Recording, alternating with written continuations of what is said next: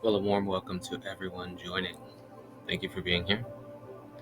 Get yourself ready with a notebook, a pencil, or a pen if you're so bold. Anything you choose to write with is fine. This is math from the void. Math coming at you pretty much out of nowhere.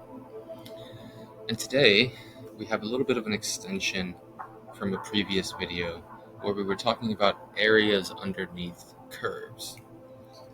So this is definitely in the category of pre-calculus, on the cusp of calculus. If you've already taken calculus, this is a bit of a recap, and if you have not yet taken calculus, this should be a bridge to get you there. We're going to see something appear called the antiderivative, but I don't want to spoil that. That's for the very end of this video. First, what we're going to do is take a look at and consider a very simple function, a linear equation we have here. 2t minus 4. Not much to do with that. It's just a basic linear equation.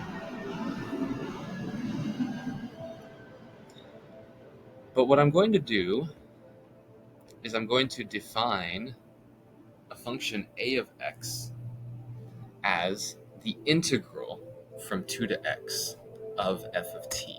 That's how we say that, by the way. The way that we would read this is we would say the integral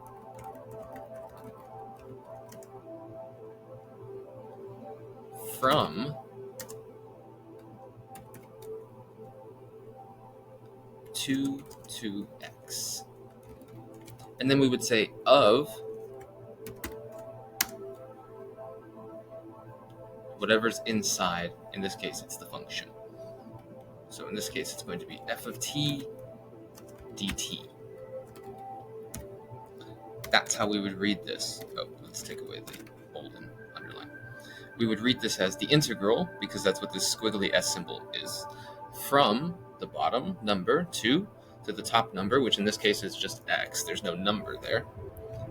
And then we say of f of t dt. Now what this basically is it's the area underneath the curve of that function. There are more details involved, but that's one way to think about this, particularly with the tasks that I have for you today. So what I'd like you to do is go ahead and pause the video and see if you can give these 3 sections a try. The first section is the easiest thing ever. Anybody can do that. Even if you're in Algebra 1, you can do that. Graph f of t. We're going to graph it. That way we have kind of a visual understanding of what we're doing every time we find this integral. Try to compute or determine a4, and then also try to compute and determine a20. Those are 2 separate goals. And then lastly, I want you to try to find some kind of equation with just x for a of x. You can pause the video, give yourself about 6 or 7 minutes to try that out, and then when you're ready, come on back and see how we do it here. Let's get started with part A. So part A is just to graph f of t dt. And I already started off pretty badly with a crooked vertical axis. All right, let's go. Here, I might want to make this a little bit taller as well, because I think things are going to get tall pretty quickly. So here we have a y-intercept of -4 and a slope of 2, which means that this graph is going to cross the x-axis at x equals 2, kind of going through like that. That's roughly a slope of 2. Okay? This is f of t. Now, the function that I defined, a is defined as the area underneath this curve starting at 2. This is the starting point. So I don't really want to consider this area that's underneath the x-axis. I want to start adding up area, and we can just have like a boundary of 2. In fact, let's keep this going a little bit.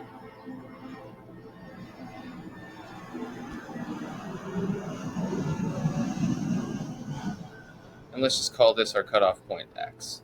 So x is not fixed. X can move. Notice that if x goes more this way, right?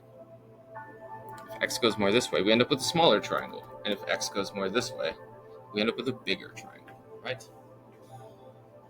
Not too wild to consider that. All right, and let's try to develop our understanding. So if we have x equals 4, let's put that at 4. If x equals 4, so that's right here, we're talking about the area underneath the curve from 2 to 4. So A4, right, what would that be? How would we write A4? Well, it's just the area of this triangle, which has a height of 4 and a base of 2. Right, so if we have a height of 4 and a base of 2, then our A4 is simply going to be 1/2 base times height. This is just 4. Pretty easy for part 1 of part B. Now what about A of 20? 20 is a little far out there. So we're going to have to use our imagination, unless you want to make a really big graph. Props to you if that's what you want to do. If we were to go all the way out to 20, let's just pretend that's at 10, but actually that's at like 15, so it's not too far, but it keeps going really, really far. So let's pretend we're at 20. It just makes a bigger triangle, right? What would the height of that triangle be? It would simply be the height of the function. So this would simply be 2 times 20 minus 4, which is 40 minus 4, or 36. So the area of that triangle, A20, would be the 1/2 times the base, which is 18, times the height, which is 36. And so that's simply 9 times 36. You should know your times tables. This is 324. That is the area, A20.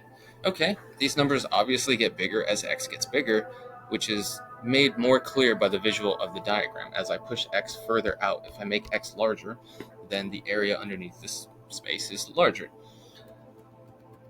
What if we just have x, though? What if we just have some random spot x? I want to find some kind of formula for the area anywhere. I don't want to have to plug in a specific number and be like, okay, well, that's the area here, and then try to plug in a specific number and draw them on the graphs. I might not have the graphs. So what can I do? I can just imagine that I have a point x. And the height at that point would simply be 2 times x minus 4, or 2x minus 4. And so the area of this triangle would be 1/2. What's the base? The base is the distance from 2 to x, which means x minus 2, times the height. What is the height? That's 2x minus 4. Interesting that this 1/2 fits perfectly to distribute with that factor, not the one that's next to it. So we're going to distribute the 1/2 into this and get another x minus 2. And we end up with x squared minus 4x plus 4. Like if we work it all out, right? This is the area formula for the area underneath the curve of 2t minus 4 for any value of x. But we are assuming that we create these shapes starting at x equals 2, because in the definition for the area, I put the starting point as fixed. It means it cannot change, it's 2. Well, let's take a look at something quite interesting here. If this little formula here always gives me the area, it's the area under 2t minus 4, which I think we can just call 2x minus 4, shall we? Do you notice anything particularly interesting in the relationship between x squared minus 4x plus 4 and 2x minus 4? If you have not taken calculus, you will not see the connection so clearly. At least I don't think you will. If you do, you're quite brilliant. If you have taken calculus, particularly the first half called the derivative calculus, then you will really be in a good position to see the connection here. What you might notice is that this original function is the derivative of our new function. This is the derivative of x squared minus 4x plus 4. And that's no coincidence, ladies and gentlemen. That's no coincidence. Which means that x squared minus 4x plus 4 is what we would call an antiderivative. It is an antiderivative of our original function, 2x minus 4. Isn't that fascinating? So there's this interesting connection between the area underneath the curve and the derivative, or maybe the antiderivative, of a function. That little bit of exploration I will leave for you to ponder some more, but I think that's enough blab out of me. I'll see you guys next time.